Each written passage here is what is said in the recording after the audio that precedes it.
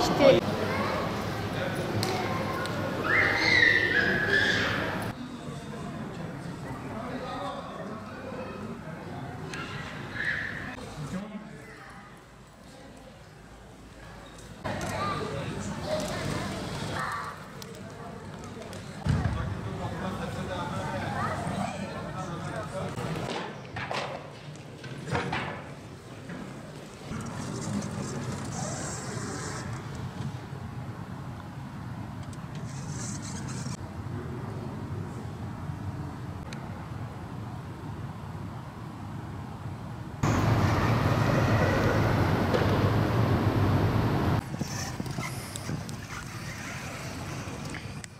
Öncelikle böyle bir röportajın yapıldığı için hepinize teşekkür ederim.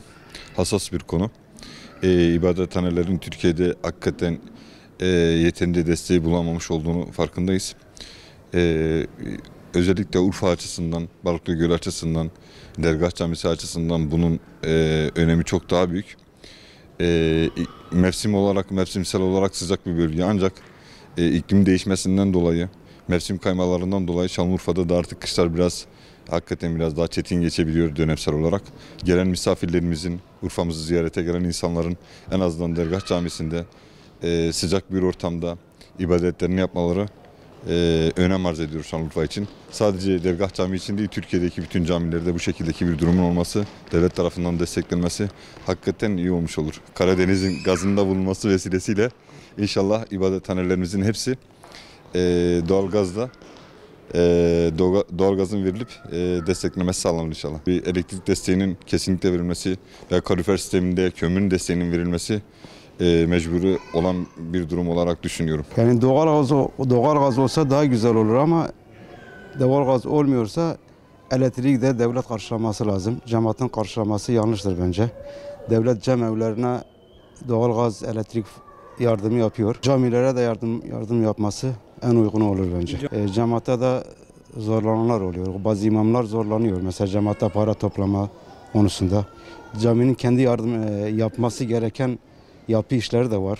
Ona da isteyince cemaatten tepki de topluyor yani. Rastlamışız yani, o elektriği ödemediği için camilerden elektrik kesintisi olduğunu da görmüşüz, rastlanıyoruz. Mutlaka devletin ödemesi lazım.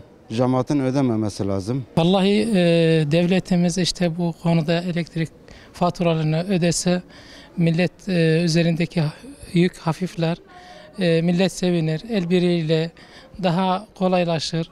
Ama elektrik mesela cemaat üzerinde olduğu zaman cemaat bazen ödemiyor, imamlar zor durumda kalıyor, müftülük zor durumda kalıyor, caminin elektriği kesilebiliyor.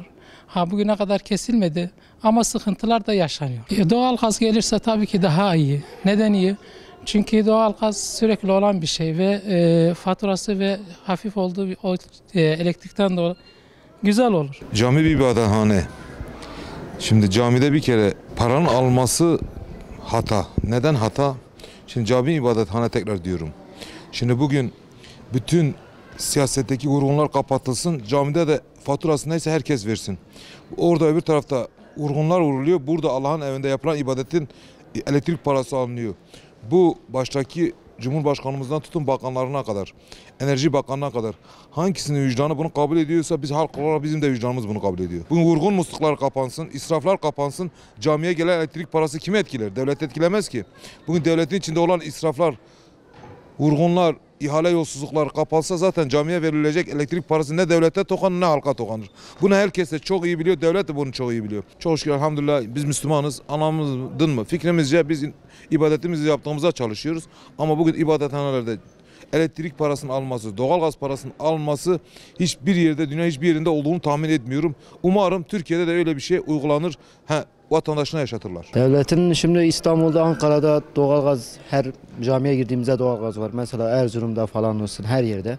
Urfa'da da az. Yani devletimizin bu konuda yardım bekliyoruz. Yani cemaatten toplanması yerine ücretsiz yapması hem cemaat için de iyi olur. Yani onların da buraya gelip 2 rekat namaz kılması sıcak ortamda. Bence güzel olur. Devletimizden yardım bekliyoruz. Kış aylarında yani camiye gelen yaşlı amcalarımız, dedelerimiz, onlar için de daha iyi olur. Yani devletin bu konuda yardımı olmalı. Çünkü mesela Urfa gibi bir şehir, bir peygamberler şehri olduğu için Burada yardım yapması bence gayet normal bir şey. Çünkü bu kadar insan var, bu kadar insan gelip namaz kılıyor, ibadet ediyor. Yani devletin bu konuda gelip yardım yapması normaldir. Yani ben bunu güzel bir şekilde ifade ediyorum. Ya elektriğe yardımı olmalı tabii. Çünkü doğalgazda tek bu şey bitmiyor. Bunun elektriği de var. Bu kadar insan gelip ibadet yapıyor. Yani soğukta ibadet yapılması insanlar için belki bir sıkıntı olmaz ama insanlar ibadetini yapıyor. Ama bizim devletimiz gelip bir elektrik yapsa, elektriği direkt ödemesi olarak yapsa o güzel olur tabii.